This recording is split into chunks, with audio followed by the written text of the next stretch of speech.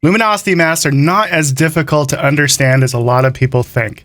Luminosity masks are nothing more than a black and white version of your photo used as either a layer mask or a selection that you're painting through. So if you think about how layer masks work, white reveals, black conceals. Now think about a black and white version of your photo. It's going to allow that adjustment to happen more in the highlights and less in the shadows, thus restricting it kind of like a stencil. The same is true if you're using a luminosity selection and painting through it.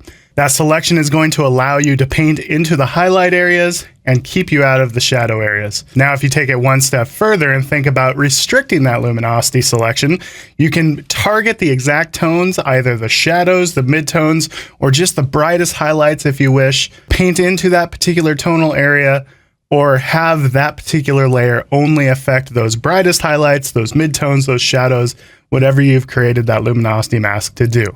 Luminosity masks are not that hard to understand, but they do take some learning and getting used to actually implement. In the next video, I'll show you how to exposure blend using luminosity masks and some of the other ways that they can be used.